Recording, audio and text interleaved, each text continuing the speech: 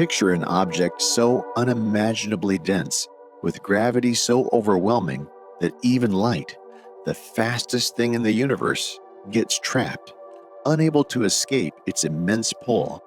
This is the world of black holes, where space gets warped beyond recognition. Einstein's theory of relativity tells us that when enough matter is squeezed into a small enough space, a black hole forms, and its boundary is called the event horizon. Once you cross it, there's no coming back. The bigger the black hole, the more matter you need to compress, but even something as massive as our sun would need to shrink down to just 3 kilometers to reach that point. At that size, its density would be off the charts, far beyond what we see anywhere else in the universe today.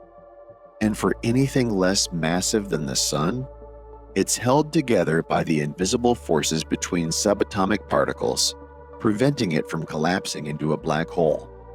Now, not all stars will end up as black holes. Our sun, for example, won't collapse into one. But stars that are more than 10 times the mass of the sun are likely to go that route. In fact, our own galaxy is estimated to contain over 1 billion stellar black holes, though most are invisible, except for those locked in binary systems where we can detect their effects. Then we have intermediate mass black holes, which could form from stars more than 100 times the mass of the sun. These massive stars can collapse during oxygen-burning stages, potentially leaving behind remnants that could even be linked to gamma-ray bursts. Beyond that, there are supermassive black holes, giants with masses ranging from millions to billions of times that of the sun. These monsters are thought to reside in the center of galaxies, including our own, where a 4 million solar mass black hole lurks. Quasars, those incredibly bright beacons in the distant universe, are powered by supermassive black holes, some as massive as 100 million suns. All of these black holes, from stellar to supermassive, are considered macroscopic because they're larger than a kilometer in radius. They behave according to the rules of classical physics, meaning quantum effects can be mostly ignored.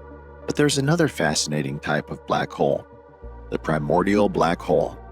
These are believed to have formed in the extreme conditions of the early universe, just milliseconds after the Big Bang. These could be much smaller than stellar black holes due to the incredibly high density of the universe back then. Primordial black holes that formed slightly later could still be considered macroscopic, for instance. Those created a second after the Big Bang could have masses comparable to supermassive black holes. On the smaller end, primordial black holes with masses less than that of the Moon could be microscopic, potentially only the size of a micron, but they might still have significant astrophysical effects, possibly even providing a clue to the mystery of dark matter. If a black hole's mass drops below a certain threshold, around 10 to the power of 12 kilograms, which can be equated to the mass of a mountain, its size shrinks to less than that of a proton. At this point, things get really strange. In 1974, Stephen Hawking discovered that black holes don't just consume matter, they also emit radiation. The smaller the black hole, the hotter it gets. For a black hole with the mass of a mountain, the temperature would be so intense, around 10 to the power of 12 Kelvin, that it would radiate particles like photons, electrons, and positrons. As a black hole emits energy, it loses mass and becomes unstable. The smaller it gets, the hotter it becomes, emitting more energetic particles and shrinking even faster. When its mass drops to around 1 million kilograms, the process ends in a massive explosion, releasing the energy of a 1 million megaton nuclear bomb in just 1 second. The time it takes for a black hole to completely evaporate depends on its initial mass. For a black hole the size of our sun, this would take an incredibly long time, about 10 to the power of 64 years. But for a black hole with a mass of 10 to the power of 12 kilograms, it would take roughly 10 billion years, about the age of the universe. So, primordial black holes of this size would be evaporating right now, while smaller ones would have vanished much earlier. We refer to these smaller black holes, under 10 to the power of 12 kilograms, as quantum black holes, because quantum effects play a significant role in their behavior. Hawking's work was a major breakthrough because it brought together three important areas of physics: general relativity, quantum theory, and thermodynamics. However, it was just the first step toward a complete quantum theory of gravity. His analysis, like all classical physics, starts to break down when the density of matter reaches an extremely high level, called the Planck density, about 10 to the power of 97 kilograms per cubic meter. At this point, gravity becomes so strong that quantum effects on space-time need to be considered. To fully understand the formation and evaporation of Planck-scale quantum black holes, a theory of quantum gravity is necessary. Such a theory might even suggest that tiny stable remnants, known as Planck mass relics, could remain after a black hole evaporates. More recently, another intriguing possibility has been proposed: the existence of extra dimensions, which could play a crucial role as a black hole shrinks to the Planck scale. These extra dimensions could dramatically change our understanding of gravity at extremely small distances, potentially offering new insights into how quantum gravity works. The concept of extra dimensions dates back to the 1920s, when Kaluza and Klein proposed that a fifth dimension could unify gravity and electromagnetism, as long as it is compact or wrapped up very small.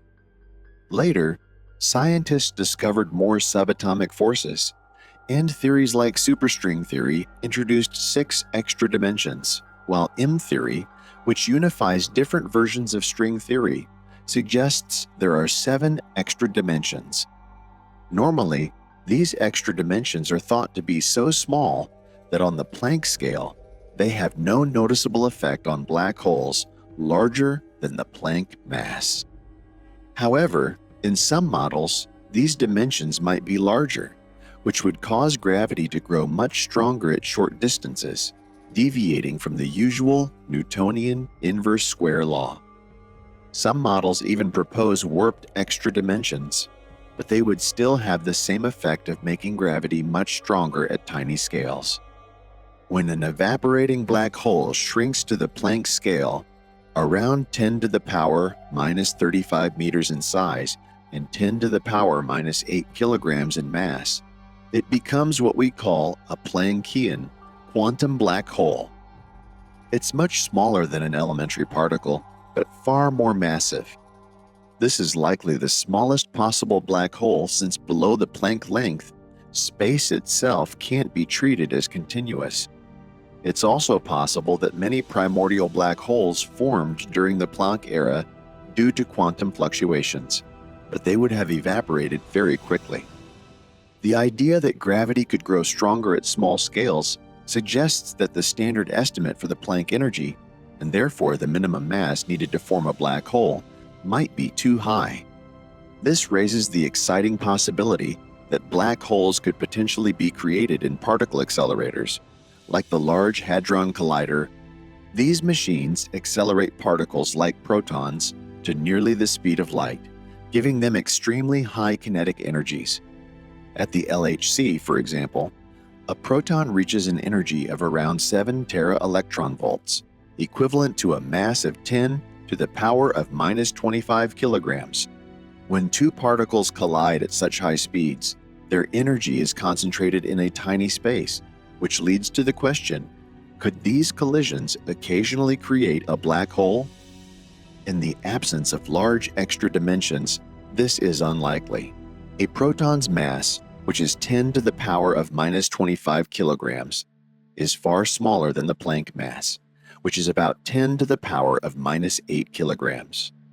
Quantum mechanics shows that even at LHC energies, the proton's energy is spread out over a distance of about 10 to the power of minus 19 meters, the smallest region into which the proton's energy can be packed, resulting in a density of 10 to the power of 30 kilograms per cubic meter, well below the Planck density required to create a black hole. Under the Standard Model, a proton would need to be accelerated to the Planck energy 10 to the power of 19 gigaelectronvolts to form a black hole, which is beyond the reach of the LHC by a factor of 10 to the power of 15. However, if large extra dimensions exist, the Planck scale would be lower, meaning that the energy required to create black holes could be within the LHC's range. In this case, the black holes would be as small as elementary particles and would evaporate almost immediately, causing a burst of detectable energy, lighting up the particle detectors like Christmas trees. While there's still no experimental proof for this idea, it opens up the exciting possibility of exploring the quantum gravity scale through black holes. This could provide insights into how space-time is structured and whether there are hidden higher dimensions. To truly understand this, we need to carefully examine how black holes are created in particle collisions, especially in high-energy experiments like those conducted in particle accelerators. A complete theory of quantum gravity is also essential to address a profound paradox highlighted by Hawking's discovery, one that touches on the deep conflict between general relativity and quantum mechanics. According to relativity, any information that falls into a black hole is lost forever. But if the black hole eventually evaporates, it raises the question, what happens to the information? Hawking suggested that black holes could evaporate entirely, destroying the information inside, which contradicts the principles of quantum mechanics. Several solutions have been proposed, including the idea that black holes might leave behind stable remnants that preserve the information. In this video, we're diving into the mysterious quantum world of black holes.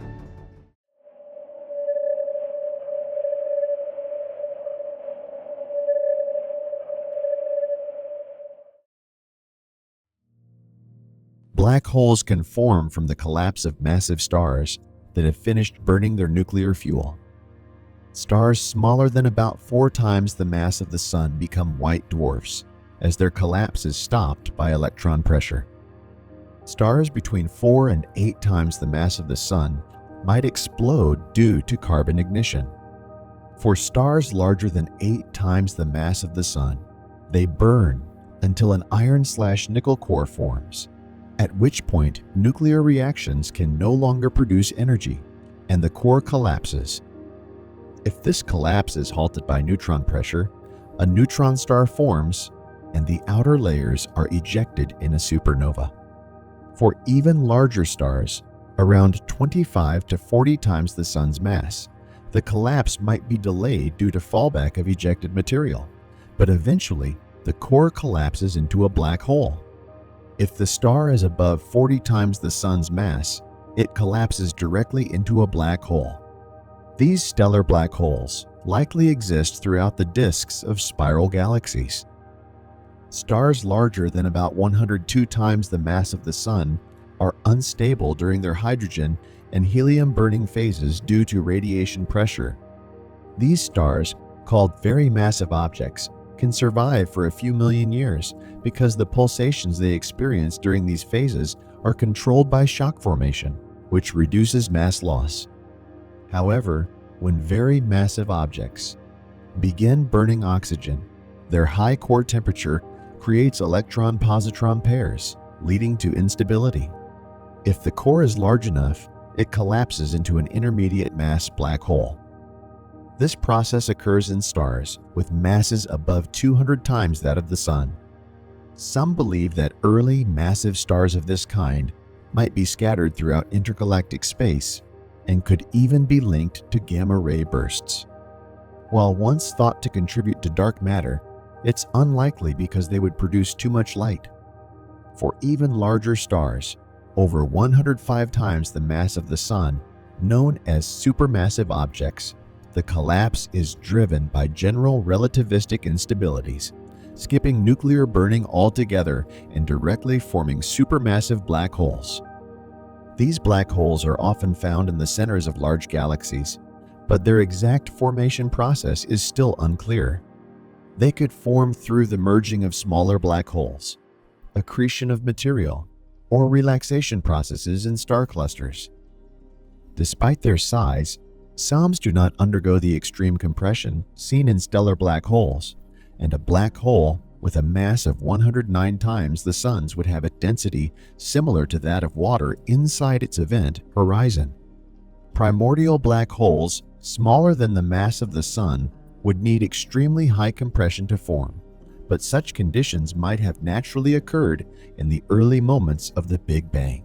These types of black holes could have emerged from initial cosmic irregularities or phase transitions during the universe's evolution.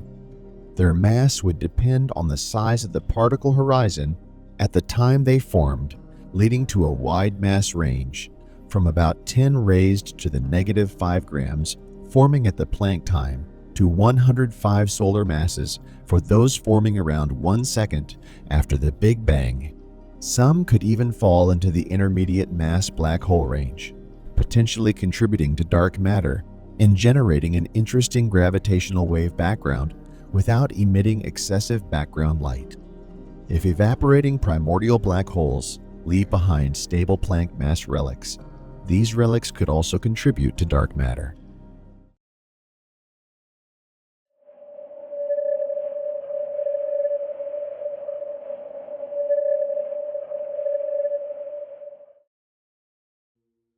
The first example of a black hole structure, or metric, was discovered by Schwarzschild in 1916, shortly after Einstein introduced general relativity. Although its nature as a black hole wasn't understood for decades, the Schwarzschild metric describes the space around a non-rotating spherically symmetric black hole. It depends on the mass of the black hole and is written using spherical coordinates r, beta, and phi. This solution to Einstein's equations assumes there's no matter around, meaning the energy stress tensor is zero. The Schwarzschild metric behaves like flat space far from the black hole, but shows 2 points where it becomes singular or breaks down, at r equals 2m and r equals 0. The singularity at r equals 2m is just a coordinate issue that can be fixed by changing the way we describe the space. But the one at r equals 0 is a true singularity, where the curvature of spacetime becomes infinite. This curvature affects how particles and light move. Light rays travel along paths called light cones, which represent the limit of how fast things can move. In flat space, these cones are at 45-degree angles, but near a black hole, they tilt due to the space-time curvature. As you approach the black hole, r equals 2m, known as the Schwarzschild radius or event horizon, the light cones tilt so much that all paths lead into the black hole. Inside this boundary, nothing, not even light, can escape. The no-hair theorem is a principle in astrophysics and general relativity that states that all black holes, regardless of the complex details of how they formed, can be completely described by only 3 externally observable classical properties, and these are mass, electric charge, and angular momentum. According to this theorem, once these 3 properties are known, no other distinguishing features, such as the detailed shape, composition, or history of the object that collapsed to form the black hole, remain observable from the outside. In other words, black holes have no hair, meaning they have no other unique or complex external characteristics besides mass, charge, and spin. A black hole's mass affects its temperature. Large black holes behave classically, emitting Hawking radiation and decaying over time. These are semi-classical black holes. In contrast, quantum black holes near the Planck scale don't emit thermal radiation and decay by producing just a few particles. High-energy particle collisions could theoretically form black holes through shockwave interactions. Penrose, Eardley, and Giddings demonstrated that, under certain conditions, a closed trapped surface indicating a black hole can appear. This idea also applies to quantum black holes, though fully understanding it requires quantum gravity theories. The production of black holes in such collisions is often described using geometrical models that estimate the likelihood of formation based on energy levels, and similar ideas are applied even in quantum gravity or supersymmetry theories. One of the major breakthroughs in theoretical physics over the past 2 decades is the idea that the scale of quantum gravity could be much lower than previously thought, possibly around a few tera-electron-volt, instead of the usual 10 to the power 19 gigaelectron-volts. This shift in thinking comes from models that suggest gravity's strength could be influenced by extra dimensions or hidden particles. In models with large extra dimensions, gravity spreads out over these extra dimensions, while standard particles, like those in the Standard Model, are confined to a familiar three-dimensional space or brane. By adjusting the size of these extra dimensions, it's possible to make gravity appear much weaker in our world, pushing the effective scale of gravity, the Planck scale, down to the TV range. Different models, like the ADD model, Arkani Hamed, Dimopoulos, and Diwali, and the Randall-Sundrum model explore how gravity might behave across these extra dimensions. In these models, black holes and other phenomena could form at much lower energy levels than originally thought, opening new possibilities for research and experimentation in particle collisions. However, challenges such as explaining proton decay remain. To further develop this theory, physicists also look at how the Planck scale changes when coupled with various types of fields and particles, with quantum corrections impacting gravity's behavior at high energies. The scale at which quantum gravity effects become significant depends on the number and types of particles present, as well as how they interact with gravity. Some particles lower the energy scale for quantum gravity effects, while others increase it. Understanding these interactions helps refine predictions about when and where quantum gravitational effects might become observable. Instead of trying to directly create tiny black holes at particle colliders to explore quantum gravity, it's useful to consider other methods. One powerful approach is effective field theory, which allows us to study quantum gravity indirectly at lower energies. By integrating out quantum gravitational effects, we are left with an effective action that can help probe the quantum gravity scale. In this approach, the Higgs boson plays a role, as its interaction with space-time curvature affects the Planck scale.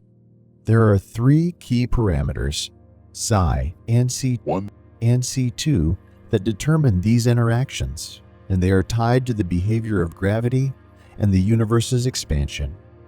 Current experimental limits, such as from the Large Hadron Collider and submillimeter tests of Newton's law, place constraints on these parameters, though they are still not strong enough to reveal much about quantum gravity. For example, certain theories like Higgs inflation or Starobinsky inflation involve specific values for these parameters, but current experimental bounds are too weak to test them. To measure these effects and probe quantum gravity indirectly, creative new methods and experiments will be needed. This approach is valuable since these parameters could, in principle, be calculated from a quantum gravity theory, offering a rare indirect glimpse into this elusive field. Planck-suppressed operators can greatly affect grand unified theories. For example, dimension 5 operators, involving the GUT field and scalar particles, can change how the forces of the Standard Model unify. Some studies show that these operators may make supersymmetry unnecessary for achieving this unification, but they can also disrupt it in supersymmetric models. This means that predictions about how forces unify at high energy levels must consider quantum gravitational effects. These operators also impact how fermions, matter particles, interact with scalar fields in grand unified theories, influencing the unification of their interactions. These contributions must be accounted for when discussing unification. In cosmology, quantum gravitational effects, particularly during the early universe's inflation, are important. The universe likely expanded rapidly due to a scalar field called the inflation. Higher dimensional operators, similar to those in grand unified theories, can appear when quantum black holes are considered. While these operators may help solve issues in interpreting cosmic data, they can also disrupt the inflaton stability, making it harder for inflation to occur. Many models try to use symmetries to avoid these destabilizing effects. Planck-sized black holes may influence low-energy measurements due to the large number of possible states they can exist in. Some theories propose that these black holes, acting as remnants, could help solve the black hole information paradox by storing information within their tiny volumes. However, producing such small black holes directly would require collisions at extremely high energies. Since we haven't probed beyond a few TV and experiments or cosmic ray collisions, it's unlikely that we could produce these black holes unless there are large extra dimensions or hidden particles.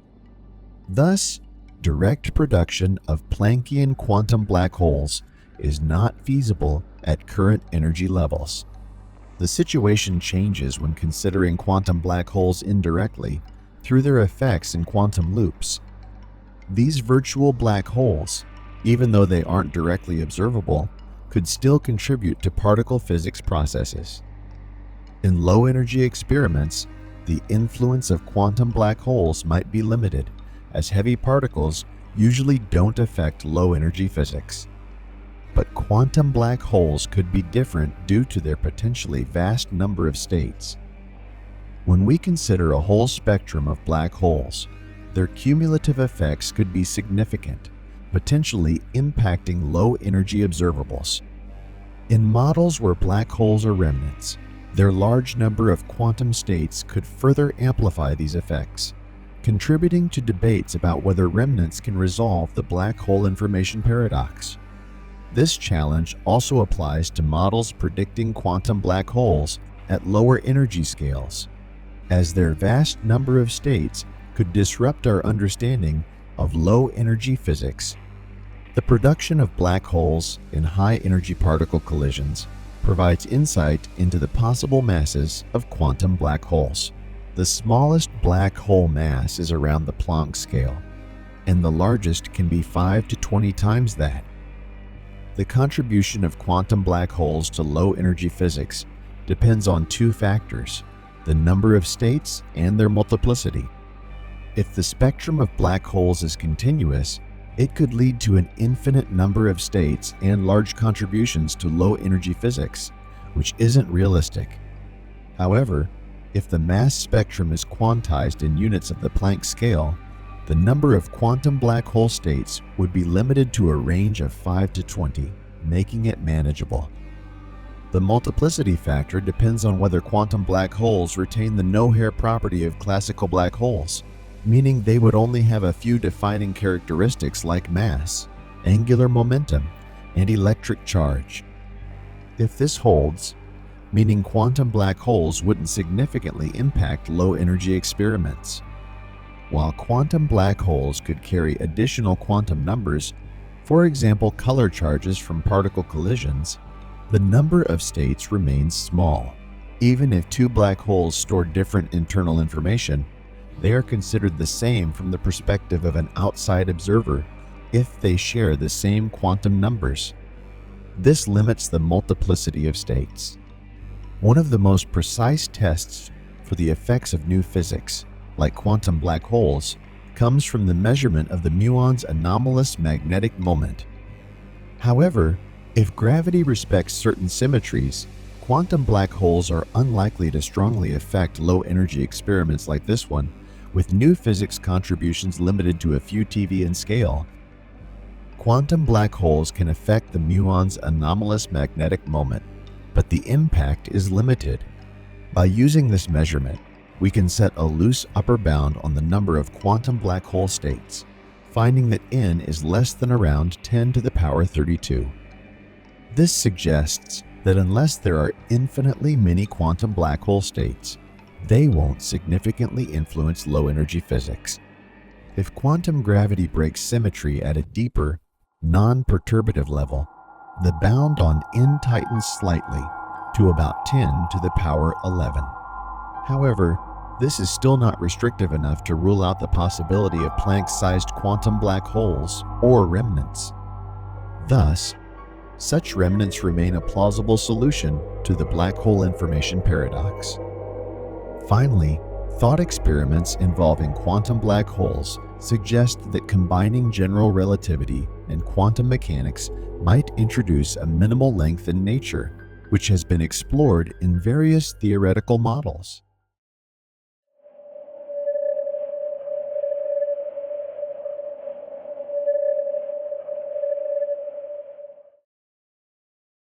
In the 20th century, physicists focused on combining different theories to form a unified understanding of nature.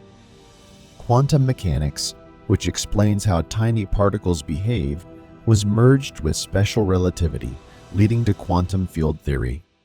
Similarly, electricity and magnetism were combined into electrodynamics, which was later unified with the weak nuclear force into the electroweak theory. Scientists believe that this electroweak theory and the strong nuclear force could come from a single, deeper theory called the Grand Unified Theory. To take things further, unifying gravity, explained by general relativity, with other forces requires combining it with quantum mechanics, just like quantum mechanics was unified with special relativity earlier. This unification is complex, but by exploring how quantum mechanics and general relativity work together, scientists have found that there may be a minimal length in nature, around the Planck scale. This means there is a smallest measurable distance, below which no tool or method can measure. Black holes play a key role in understanding this, as ideas from quantum mechanics, like the uncertainty principle, and general relativity, like black hole collapse, lead to this conclusion. From the Hooke, conjecture, and uncertainty principle, the smallest possible size in the universe is thought to be around the Planck length, so small that it's beyond anything we could ever measure or observe with current technology. It's like the smallest unit of space. For a particle with energy E that isn't a black hole, its size is roughly determined by either 1 by E, which is its Compton wavelength, a quantum effect. When we minimize this size, it approaches the Planck length. Even though position might be quantized, broken into fixed steps, momentum can still behave continuously. In quantum mechanics, even if space is divided into a grid with fixed spacing, momentum can still have continuous values, especially over larger volumes. Displacement, change in position over time, also doesn't have to be in fixed steps, even though position and momentum are connected. If the particle is a black hole, its radius increases with mass. This means trying to measure distances smaller than the Planck length is impossible because gravity limits us to detecting sizes around 1 by L. While a simplified view suggests that position steps are close to the Planck length, this doesn't necessarily disprove the idea of a minimum length. To challenge that, we'd need to measure positions closer than the Planck scale, and the true mechanism may involve complex ideas like space-time foam or string theory. Many arguments about a minimum length can be simplified by understanding the idea of a minimum ball, the smallest size. Close to the Planck length, however, this doesn't stop us from localizing large objects with great precision. For example, we could try to measure the position spectrum of an object by bouncing wave packets off it, without worrying about gravity. In theory, this could reveal the discrete nature of position. But to detect these small position steps, we would need probes with wavelengths as tiny as the spacing between the position steps. When these position steps are as small as the Planck length or smaller, gravitational effects come into play, creating black holes or minimal balls. This means that measuring positions more accurately than the Planck length isn't possible, as using probes with very short wavelengths would cause. These gravitational effects. Another type of tool, like an interferometer, can measure distances smaller than the size of its parts. But even this device runs into limits set by quantum mechanics and gravity. The uncertainty principle and the possibility of gravitational collapse prevent us from making infinitely precise measurements of position steps. So, no matter the approach, we can't measure positions with accuracy better than the Planck scale. Suppose we measure the position of a free particle twice, once at the start and again after some time. The position at the later time depends on its initial position and momentum. The uncertainty in these position measurements is limited by how long the measurement takes and the mass of the particle. Specifically, one of the position uncertainties must be at least as large as under root t by m, where t is the time and m is the mass. To measure position steps smaller than the Planck length, we could try increasing the mass of the particle, but doing so creates a problem. As mass increases, the measuring device also has to get larger to avoid collapsing into a black hole. There's also a limit where the size of the measuring device can't exceed the time of the measurement. Due to the laws of causality, information can't travel faster than light. When combining these limits, we find that it's impossible to measure position with precision smaller than the Planck length. No device, whether it's an interferometer or another tool, can overcome this limitation.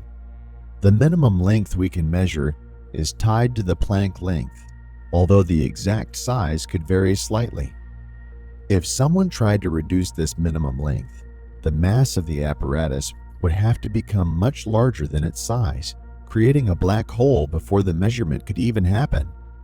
This would trap any signals inside, making it impossible to transmit the result. So trying to measure below the Planck length ultimately leads to gravitational collapse, preventing any meaningful measurement from escaping.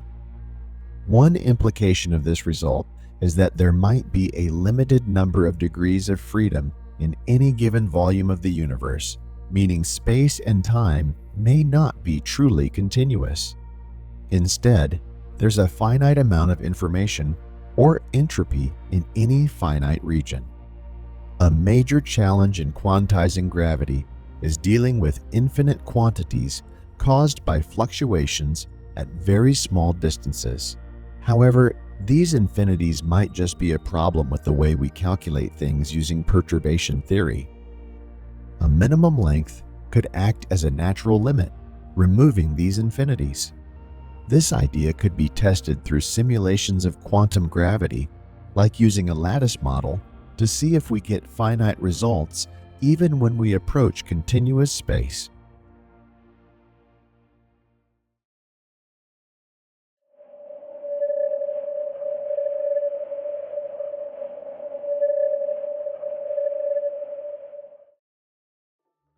A minimum length at the Planck scale could indicate that non-local interactions, where effects happen across distances, are involved in the unification of quantum mechanics and general relativity. In this context, researchers have calculated the mass and properties of the smallest black holes.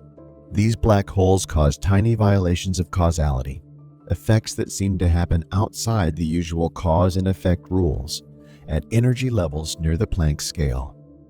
The mass of these black hole precursors depends on the number of fields in the theory. There has been renewed interest in studying how gravitational fields interact and whether certain quantum properties, like perturbative unitarity, The rule that probabilities always add up to 1 could break down below the Planck scale. In studies of gravitational scattering, it's been suggested that this unitarity might be violated at certain energy levels, depending on the number of fields in the model. Researchers have found that this issue can be resolved by a process called resumation, where an infinite series of interactions is taken into account. This restores unitarity, the principle that probabilities in quantum mechanics add up to 1, but introduces some non-causal effects, meaning events can happen outside the normal cause and effect flow. These effects become significant at energies near the Planck scale. So, while unitarity can be saved, it comes at the cost of allowing some non-causal behavior at very high energies. In this context, the resumed graviton propagator shows 3 poles. One of these poles corresponds to a massless graviton, the particle that carries gravitational force, while the other 2 are complex poles. These complex poles represent quantum black hole precursors, tiny black holes that are expected to form at energies near the Planck scale. The first complex pole corresponds to a black hole with a mass of about 7 times 10 to the power of 18 giga-electron volts and a lifetime tied to its width, which is around 6 times 10 to the power of 18 giga-electron volt. These black holes arise due to strong gravitational dynamics at such extreme energy levels, signaling the transition into quantum gravity effects. These quantum black holes can cause acausal effects, events happening out of the usual cause and effect order due to fluctuations in space-time at the Planck scale. Since black holes have an extended structure, these non-local distant effects are expected, and researchers like Wald have shown that this could lead to strange behaviors in the relationships between events at very small distances, such as at the Planck scale. In the case of gravitational interactions, a concept called self-healing suggests that quantum black holes play a key role in maintaining unitarity, ensuring probabilities add up to 1 in quantum mechanics. As the energy in a system increases, so does the mass of the resulting black hole, which begins to behave more like a classical object. This is known as classicalization. Additionally, there's an expected modification to the uncertainty principle, which describes how precisely we can measure position and momentum. As energy increases, the mass of the black hole at the pole of the resumed propagator also increases. This makes the black hole larger, leading to stronger non-local effects, meaning that interactions happen over larger distances. Consequently, increasing the energy in an experiment doesn't allow us to probe smaller distances because the uncertainty in position grows as energy increases. Since calculations become unreliable in the regime where energies exceed the Planck scale, we can't precisely determine how the uncertainty principle changes, though similar studies in String the Story have tried to explore this using the econal approximation. It's important to note that a potential non-minimal coupling between scalar fields and the Ricci scalar does not impact the mass of black hole precursors in the resumed propagator. Even if scalar fields like the Higgs boson are coupled to curvature, as in Higgs inflation models, this coupling doesn't lead to strong dynamics below the Planck scale. This is consistent with previous findings, which show that in the large N limit, the resumed graviton propagator doesn't develop a pole. So, the mass and width of the smallest black holes have been calculated, showing that these values depend on the number of fields in the model. For the standard model, the mass and width of these black holes are near the reduced Planck scale, as expected. Interpreting the poles of the resumed graviton propagator at high energies gives valuable insight into the unification of quantum mechanics and general relativity. Interestingly, non-causal effects, where events can occur outside the normal time flow, seem to be a feature of quantum black holes, suggesting that quantum gravity may be made finite by mechanisms like the Lee-Wick model.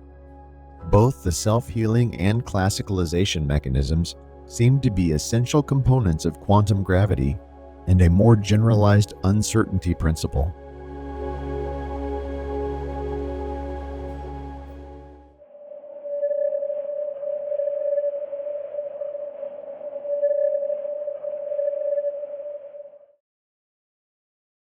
Black holes come in various forms, depending on their mass, charge, and spin. The simplest kind of black hole is known as the Schwarzschild black hole, which has no charge and doesn't spin. But black holes can also have other properties that lead to more exotic behaviors. When a black hole spins, it's called a Kerr black hole, and when it carries an electric charge, it's called a Reissner-Nordster M black hole. These types of black holes, especially when combined with quantum effects, open up new possibilities in physics. A Kerr black hole spins rapidly, which causes the space around it to twist. This twisting of space is known as frame dragging, and it can have profound effects. For example, matter that falls into a Kerr black hole is not simply pulled straight in. It is pulled into a spiral because of the black hole's spin. The faster the black hole spins, the stronger the frame dragging effect. Near the event horizon, this effect becomes so strong that no object can remain stationary. Everything must move in the direction of the spin. Quantum mechanics adds another layer of complexity to this picture. In quantum theory, particles near the event horizon are subject to quantum fluctuations, which means they can momentarily gain or lose energy. In a rapidly spinning Kerr black hole, these quantum fluctuations could affect the black hole's event horizon in unpredictable ways, possibly even allowing particles to escape. A Reissner-Nordster M black hole carries an electric charge, which introduces another force into the mix, electromagnetic force. This charge creates an electric field around the black hole. The presence of both gravity and electromagnetism makes the physics of these black holes more complex than uncharged ones. Particles that fall into a Reissner-Nordster M black hole feel both the gravitational pull of the black hole and the electric force from its charge. In quantum terms, charged particles near the black hole could interact with its electric field, leading to more exotic effects, such as the creation of particle-antiparticle pairs. These pairs could affect the energy balance near the event horizon, which might influence how quickly the black hole radiates away its mass through Hawking radiation. Higher dimensional black holes add another layer of intrigue. In string theory and other high-energy theories, extra dimensions are often proposed to explain the behavior of particles and forces. In higher dimensional spaces, black holes can take on more exotic forms. For example, a black string is a type of black hole that extends like a line in extra dimensions.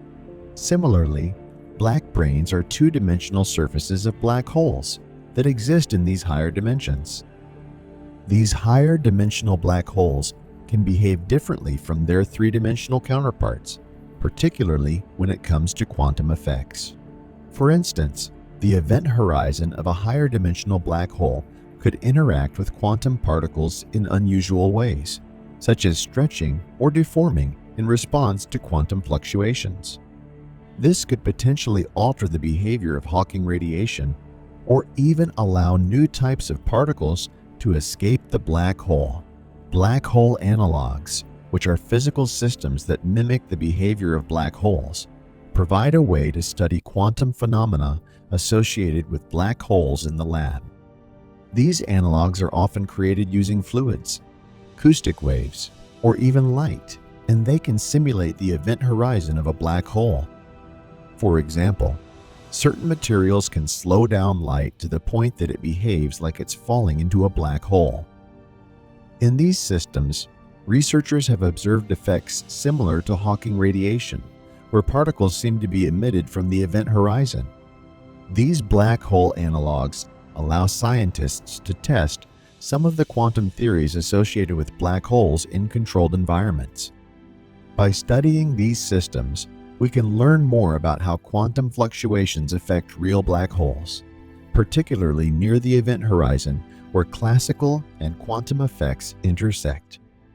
In a pure black hole, quantum tunneling could play a key role in how particles escape.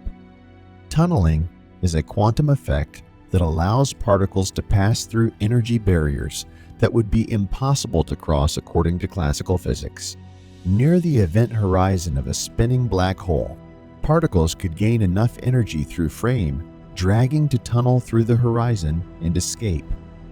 This process is related to Hawking radiation, where particle-antiparticle pairs are created near the event horizon, and one particle escapes while the other falls into the black hole. The faster the black hole spins, the more energy is available for particles to tunnel out, potentially increasing the rate of Hawking radiation. Quantum effects can also influence how black holes behave in extreme conditions, such as during collisions with other black holes. When two black holes merge, the resulting black hole is often larger and spins more rapidly than either of the original black holes. Quantum fluctuations during the merger could affect the final state of the black hole, particularly in terms of its spin and mass. These fluctuations might also affect the gravitational waves emitted during the merger. Gravitational waves are ripples in space-time caused by massive objects like black holes. In quantum theory, space-time itself could fluctuate, leading to variations in the gravitational waves that we observe. These fluctuations might offer insights into how quantum mechanics and gravity interact at the most fundamental level. In the early universe, primordial black holes could have formed when quantum fluctuations caused regions of space to collapse under their own gravity. These black holes would have been much smaller than the ones we observe today, but they could still interact with quantum fields.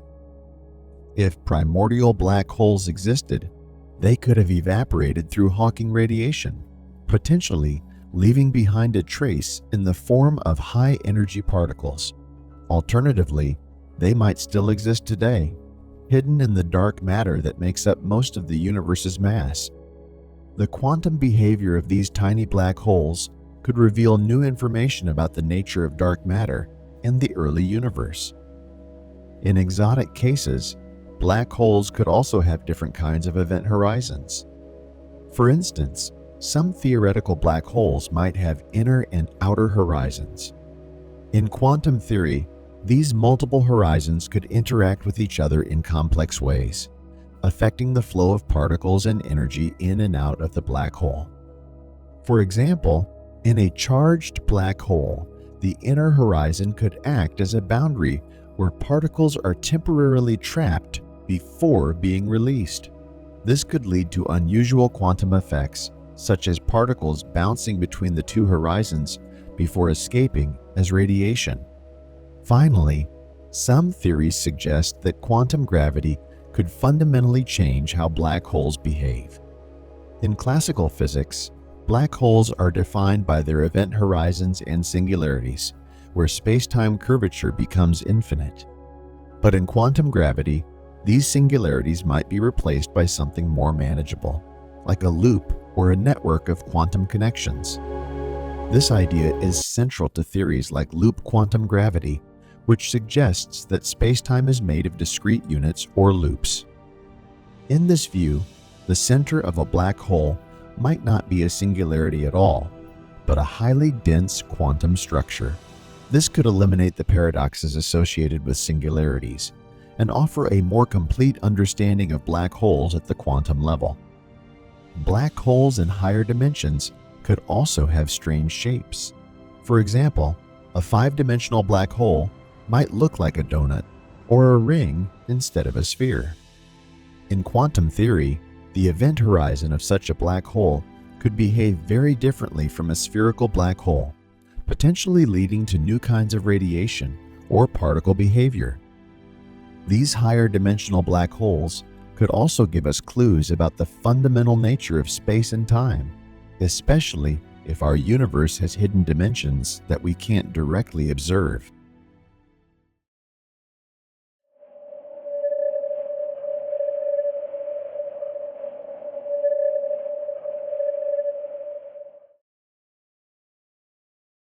In 1974, a revolutionary idea was proposed by Stephen Hawking, which forever changed how we think about black holes. Until then, black holes were thought to be the ultimate cosmic vacuum cleaners, regions of space where everything, even light, gets swallowed without a trace. They were believed to be completely black, cold, and dead. But Hawking's insight revealed something astonishing.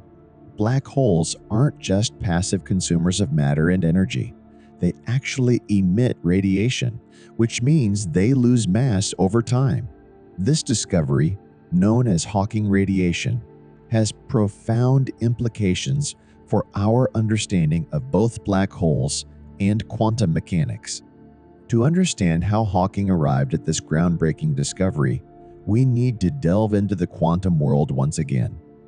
The key idea comes from quantum field theory, which describes how fields such as the electromagnetic field interact with particles we have observed.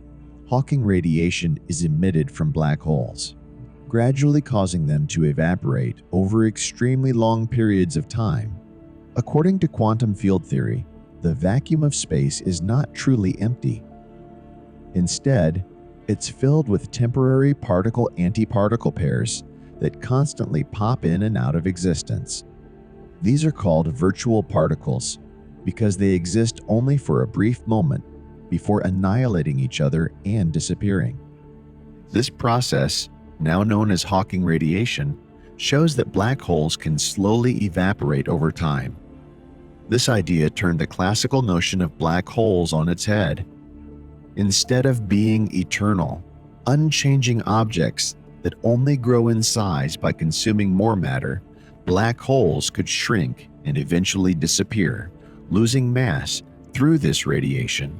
But this also opened up a new can of worms for physicists, as it raised several deep and unresolved questions about the nature of black holes and the fundamental principles of physics.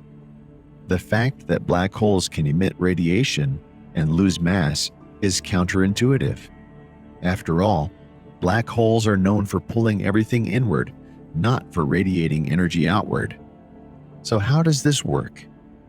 The process can be understood using a concept from Einstein's theory of relativity. Mass and energy are equivalent E equals mc squared.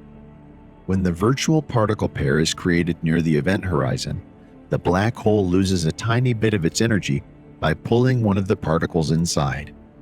This loss of energy translates into a loss of mass for the black hole. Over time, as more and more particles are created and escape in the form of Hawking radiation, the black hole gradually shrinks. The amount of radiation emitted by a black hole is extremely small, especially for larger black holes like those found at the centers of galaxies. For example, a black hole with the mass of the Sun would take longer than the current age of the universe to evaporate completely through Hawking radiation. However, for smaller black holes, known as primordial black holes, the process could be much faster.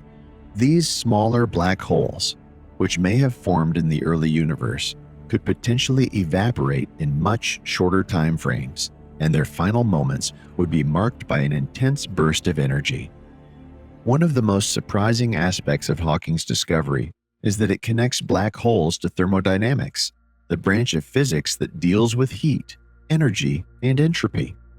In fact, the study of black holes has led to the development of a new field known as black hole thermodynamics, which mirrors many of the laws of classical thermodynamics. The first law of black hole thermodynamics states that changes in the mass, or energy, of a black hole are related to changes in its surface area, rotation, and charge. In simpler terms, When a black hole consumes matter or radiates energy through Hawking radiation, its overall energy balance changes, just like how adding or removing heat from a system changes its internal energy. The second law of black hole thermodynamics mirrors the second law of classical thermodynamics, which says that entropy, a measure of disorder or randomness in an isolated system, always increases. For black holes, the equivalent rule is that the surface area of the event horizon never decreases. As matter falls into a black hole, its surface area grows, which is a measure of its entropy. This means black holes are not just featureless objects, they have a well-defined thermodynamic property, namely entropy. But when Hawking radiation is taken into account, things get tricky.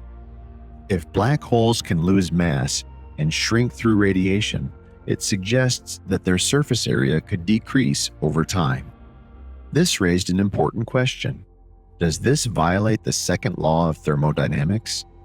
Physicists have found that, when you take into account the radiation emitted by the black hole, the total entropy of the black hole and the universe combined still increases, preserving the overall second law of thermodynamics. In 1971, physicist John Wheeler introduced a thought experiment involving pouring a hot cup of tea into a black hole, which raised questions about whether black holes might violate the second law of thermodynamics. Another potential violation was suggested by Dirac, who described a scenario where a box of matter, with a mass nearly zero as measured from far away, is lowered toward a black hole's horizon. As the box nears the horizon, it radiates away some of its mass, requiring less work to return to infinity. This process could transform heat into work, seemingly violating the second law of thermodynamics. These apparent violations, along with Hawking's area theorem, led Jacob Bekenstein to propose that black holes possess entropy proportional to the area of their event horizon, measured in Planck units. This idea led to a revised version of the second law of thermodynamics, known as the generalized second law, which states that the total change in entropy, including both the entropy of matter and the entropy of black holes, cannot decrease. Bekenstein demonstrated that this new law addressed the issues raised by Dirac's scenario and tested it in various contexts, such as with a harmonic oscillator inside a spherical box and in falling radiation. The third law of black hole thermodynamics states that it is impossible to reduce a system's entropy to absolute zero. For black holes, this means that it's impossible to reduce the surface area of a black hole to zero without completely evaporating it through Hawking radiation.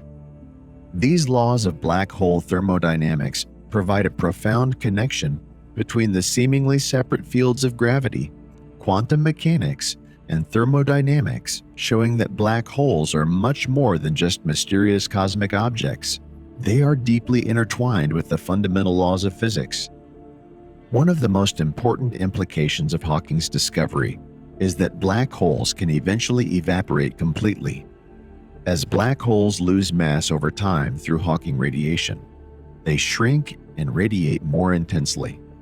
The smaller the black hole becomes, the more rapidly it radiates, accelerating the evaporation process.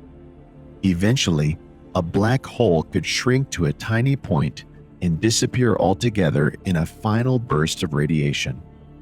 This process is incredibly slow for large black holes. As mentioned earlier, a black hole with the mass of the Sun would take longer than the age of the universe to evaporate. However, for smaller black holes, such as primordial black holes that could be as small as an asteroid, this evaporation could happen on a much shorter timescale, potentially even within the lifetime of the universe. The final stages of a black hole's evaporation would be the most dramatic.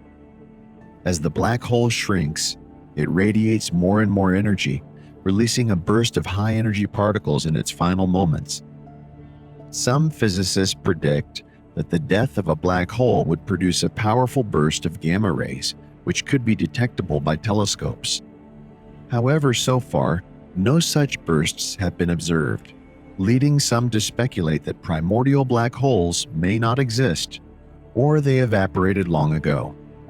While Hawking's discovery of black hole radiation was revolutionary, it also created a deep and troubling paradox for physicists. This is known as the black hole information paradox, and it arises from a fundamental conflict between general relativity and quantum mechanics. In quantum mechanics, information about the physical state of a system is always preserved. Even if a particle is destroyed or transformed, the underlying information about its state must still exist in some form. This principle is called unitarity, and it's one of the cornerstones of quantum mechanics. However, Hawking radiation seems to suggest that information could be lost forever. When matter falls into a black hole, all the information about the state of that matter, its position, velocity, composition, and so on, appears to be trapped inside the black hole. But if the black hole eventually evaporates completely through Hawking radiation, where does that information go? Does it disappear with the black hole? If the information is truly lost, it would violate the fundamental principles of quantum mechanics, creating a major conflict between quantum theory and general relativity. This paradox has puzzled physicists for decades, and despite many proposed solutions, no one has definitively solved it. Over the years, physicists have proposed various ways to resolve the information paradox, but each solution comes with its own challenges. Some of the leading ideas include that the information about the matter that falls into a black hole is somehow encoded in the Hawking radiation itself. While this idea seems plausible, it's unclear how the information would be encoded in the radiation, and no one has yet worked out a detailed theory explaining how this would work. Another intriguing solution comes from string theory and the idea of the holographic principle. This principle suggests that all the information about the matter inside a black hole could be stored on its surface, the event horizon, in much the same way that a 3D image can be encoded on a 2D surface like a hologram. According to this idea, the black hole's event horizon acts like a giant memory bank, storing all the information about the matter that falls into it. This correspondence suggests that a theory of quantum gravity in a black hole, the bulk, can be equivalent to a lower dimensional quantum field theory without gravity on its boundary. This deep connection between different dimensions offers a potential way to preserve information while still allowing black holes to evaporate. One more possibility is that black holes don't completely evaporate. Instead, they leave behind a small remnant, a sort of fossil of the black hole that contains all the information that was trapped inside. These remnants would be incredibly dense and small, but they could potentially store vast amounts of information. However, this idea faces challenges as well, particularly when it comes to explaining how these remnants would form and what their properties would be.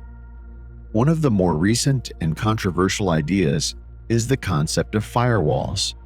According to this theory, the event horizon of a black hole could be surrounded by a wall of high-energy particles that destroy any matter or information that tries to cross it.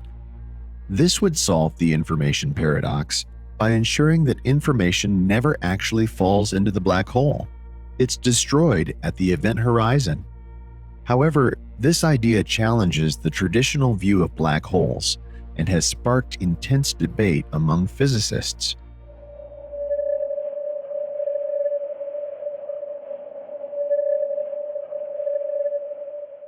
Black holes are more than just objects that pull everything in with their gravity. They play a key role in understanding how quantum physics works, especially with quantum entanglement. This strange phenomenon links particles in such a way that when one changes, the other responds instantly, no matter how far apart they are. But what does this have to do with black holes? To figure this out, we need to see how black holes and entanglement connect to some of the biggest puzzles in physics. One of the biggest mysteries in physics is the black hole information paradox. In quantum mechanics, when two particles are entangled, they stay connected, no matter how far apart they are. What's interesting is that even if one particle falls into a black hole, the other particle still knows what happens to it. This has led scientists to believe that black holes may not destroy information entirely. Instead, the information could be encoded in some way on the event horizon, the boundary of the black hole. This theory, proposed by physicists Juan Maldacena and Leonard Susskind, suggests that quantum entanglement and wormholes, theoretical tunnels through spacetime, are related. ER refers to Einstein-Rosen bridges, another name for wormholes, and EPR refers to Einstein-Podolsky-Rosen pairs, which are quantum entangled particles.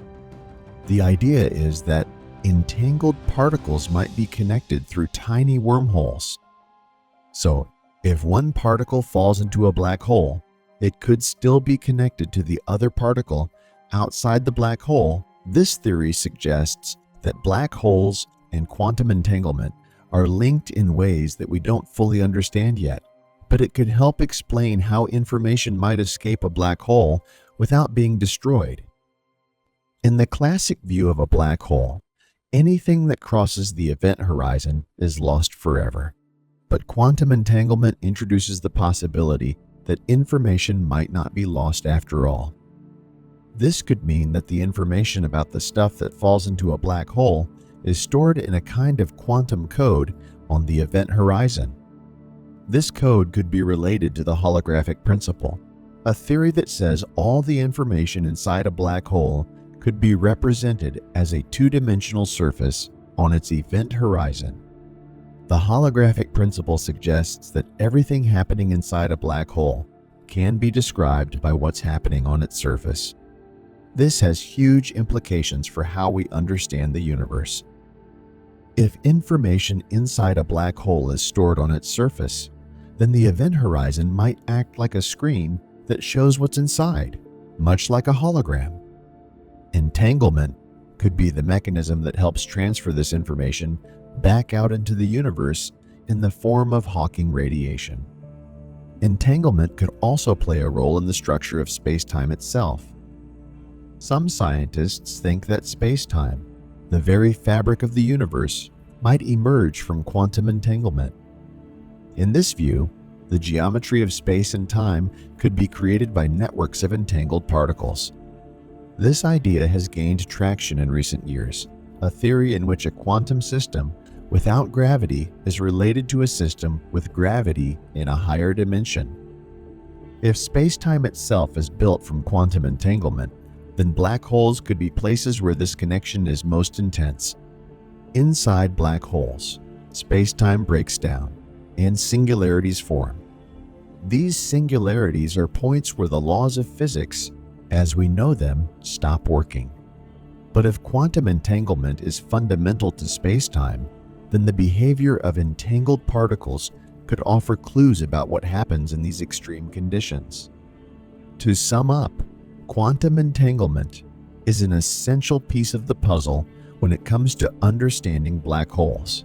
Through entanglement, particles can remain connected, even across the event horizon of a black hole. The ER equals EPR conjecture suggests that this connection might be more than just a spooky quantum phenomenon. It might involve wormholes and even the fundamental structure of space-time.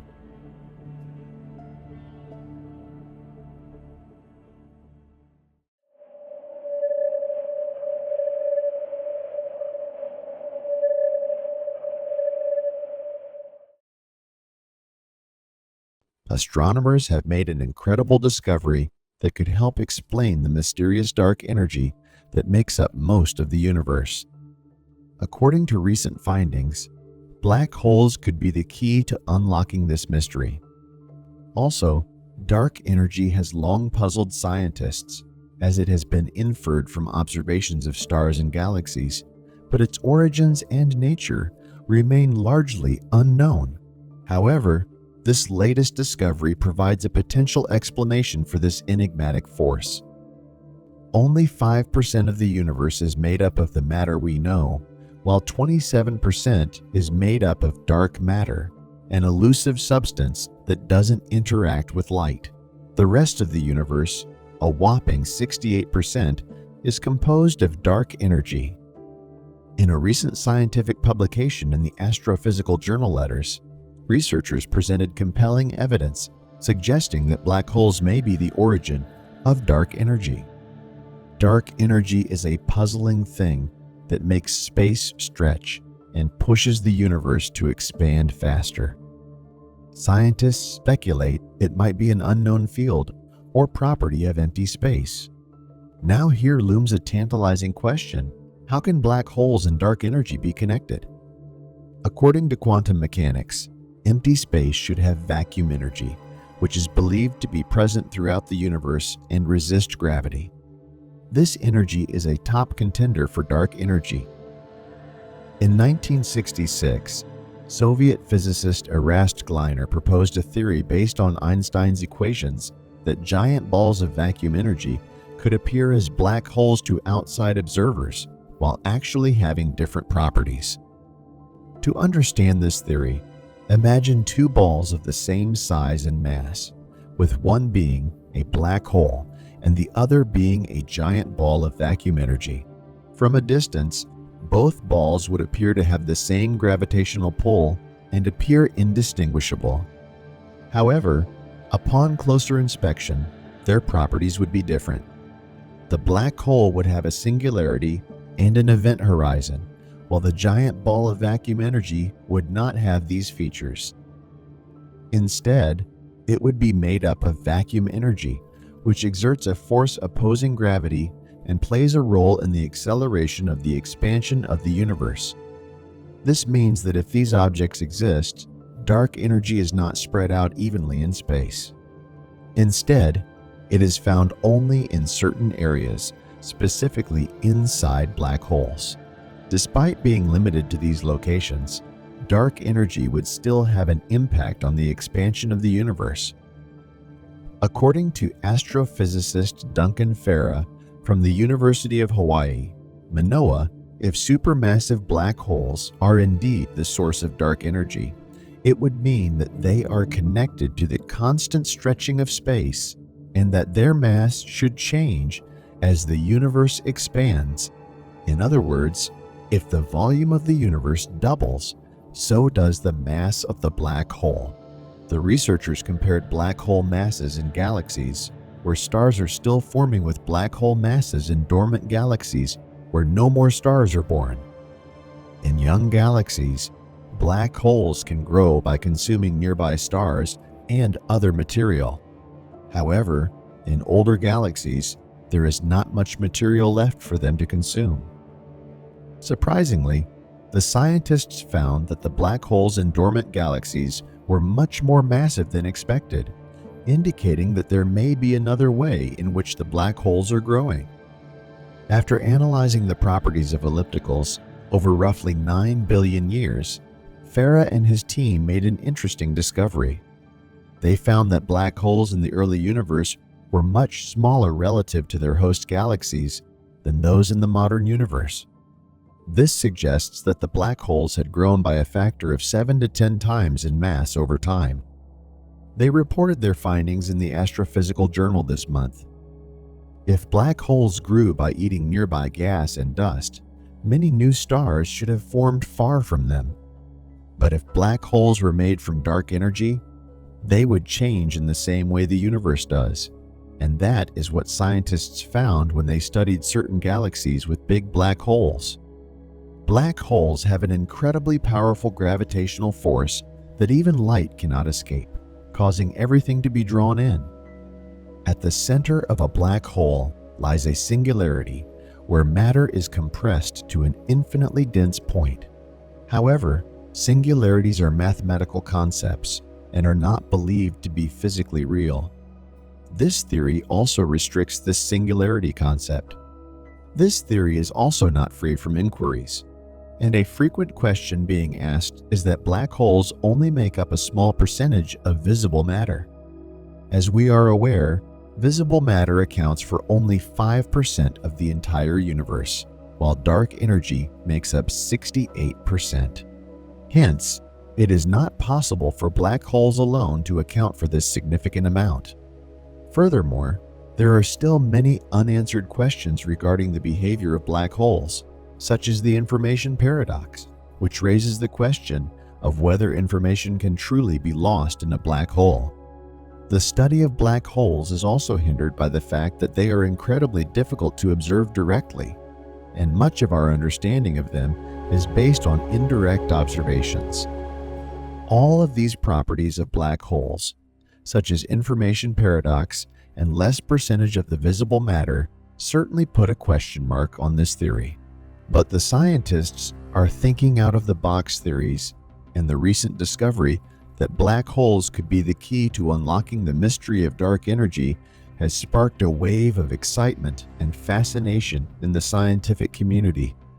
The origins and nature of dark energy have long puzzled scientists, but this finding provides a potential explanation for this enigmatic force.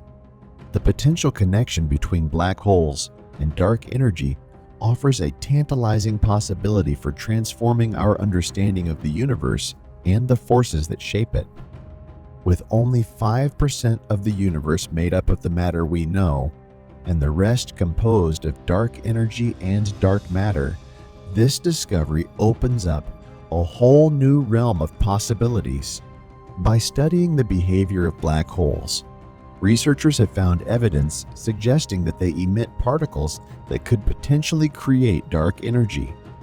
This means that if black holes are indeed responsible for producing dark energy, it would mean that they are connected to the constant stretching of space, and that their mass should change as the universe expands. Even with the challenges and mysteries that black holes present, their study is crucial to our understanding of the universe and the fundamental laws that govern it. As our technology and knowledge advance, we may be able to unlock even more secrets about these enigmatic cosmic phenomena. Despite some questions and inquiries about the theory, this discovery offers a groundbreaking insight into one of the greatest mysteries of the universe. The potential implications of this finding are enormous, and it could pave the way for a whole new era of scientific discovery and understanding. The study of black holes and quantum phenomena is a field that is still evolving.